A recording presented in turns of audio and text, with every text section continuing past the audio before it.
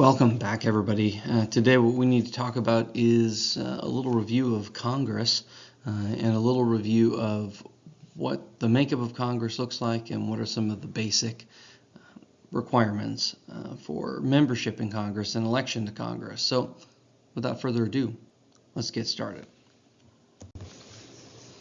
Okay, so Mark Twain was a little harsh on members of Congress when he calls them idiots here, but I'm not trying to say that they're idiots, but what I am trying to say is it's confusing, and there's a lot of stuff going on in Congress and about Congress, and so we've got to kind of cut through some of that to have an understanding of what they do in order to be able to criticize them.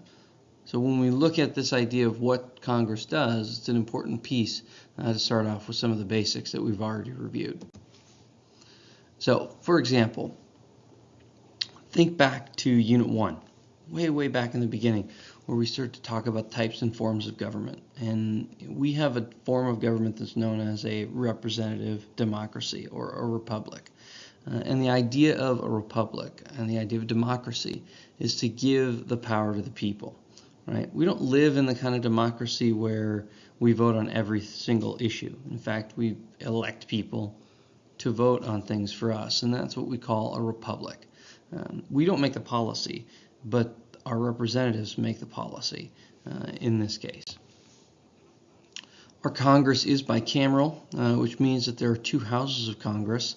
The larger house, which is the common man's house, is the House of Representatives. There's 435 members in the House. And the smaller house, which is considered more elite and more prestigious, is the Senate. Remember, this is a result of the Connecticut Compromise that looked at the division between large states and small states. And one group, like what we have with the Articles of Confederation, the other group said you're giving small states too much voice and too much power. If we look at the differences, right? There's 435 in the House, there's 100 in the Senate. The length of their term is important. The minimum age for their membership is important. You can see here the Senate is more prestigious. They have fewer rules and it's less formal. It's more gentleman-like, whereas the House is very rigid and very formal. Lots of rules in the House. And the representation question, again, was settled by the Great Compromise that we learned about earlier in the semester. So let's dive right in and talk about the House of Representatives. Let's talk about the House of Representatives specifically. If we officially, they're called Representative so-and-so, Representative Lynn Jenkins, Representative Kevin Yoder, Representative so-and-so. That's their official title. We can also call them congressman or congresswoman. It's kind of an absolutely appropriate substitute title in this case. When we look at the number, again, it's 435. It's the largest house that we're looking at in our situation here. And congressmen are elected to a 2-year term. We have a federal election every 2 years, and every 2 years, 100% of the House of Representatives is up for re-election. Now let's move over to the Senate on the other side of Congress. If we look at the membership in the Senate, unlike the House, there's some differences in terms of rules. Title's the same, Senator so-and-so, Senator Pat Roberts, Senator Jerry Moran. There are 100 senators. There's 2 from each state. This is the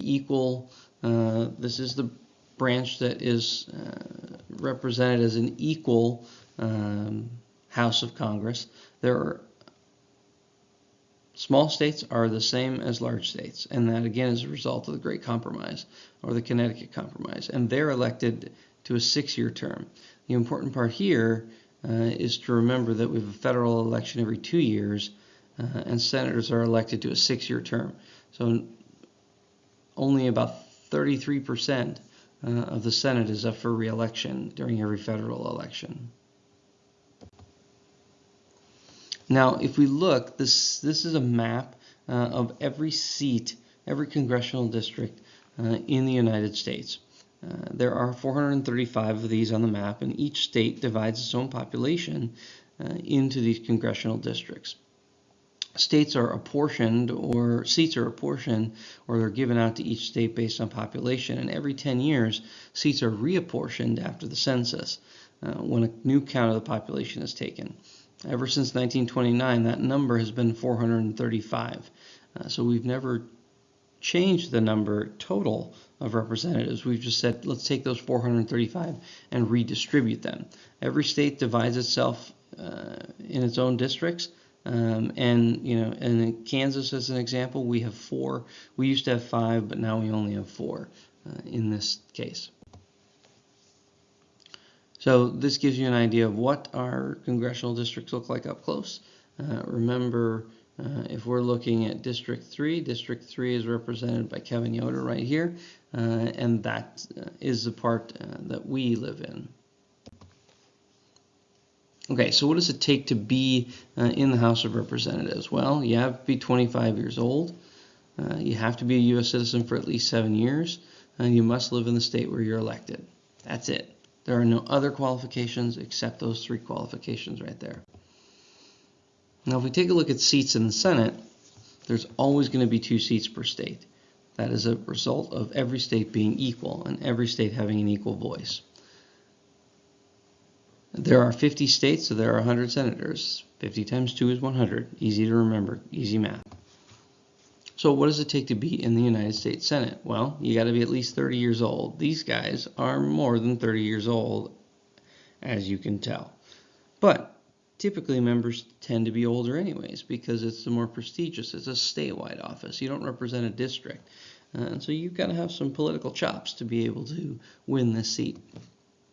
You have to be a U.S. citizen for 9 years, and you must live again in the state that you're elected in.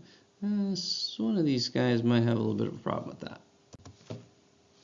So let's compare the House and the Senate. Right, the congressmen were elected by the public, and originally the senators were elected by the state legislatures. And so if you think about it, there was really only one branch of government, one house of one branch that we directly elected, and that was the House of Representatives. The shortest term, the most rigid, but the closest to the people in this case. Why is that? Because the Founding Fathers just didn't trust the public with all the power. We needed to make sure we were balanced because we might screw something up. That was the case until the 17th Amendment. And the 17th Amendment has changed Senate elections to a public vote. So now we vote for all of our state senators, or senators from our state. The state legislature doesn't vote for that at all. Senators have a much longer term, like I said. It's a note to the prestige of their office. The entire House is elected at once, and only a third of the Senate is chosen at a given time. Now, House members appeal to a small district. As I said before, they represent people in a district, whereas senators represent the entire state. So the big question is, why all this difference? The answer to that you already know. You got to go all the way back to what we talked about in that division between the Federalists and Anti-Federalists, the large states and the small states, and those very basic divisions at the Constitutional Convention. If we look at the Founding Fathers' intent, they wanted to have a House that would quickly respond to the desires of the public. That's the House of Representatives. And the one House that would be moderate and stop any sort of crazy nonsense that the people would try to bring, and that was the Senate. This is their idea of balancing the powers and balancing the interests in each of these cases. Now, what do I need you to do? Here's the stuff that needs to get accomplished today after we're done here with this video. You got to go to my website, make sure you have a computer, and go to my website and take the quiz on the basics of Congress. Then what I want you to do is look to the Washington Post article that I've linked that looks at the demographics of the United States Congress as compared to the rest of the population. And then you'll see on that website there's a prompt that I want you to look at, and I want you to post your response to Seesaw. And that's all I got for you. We'll see you next time in virtual reality.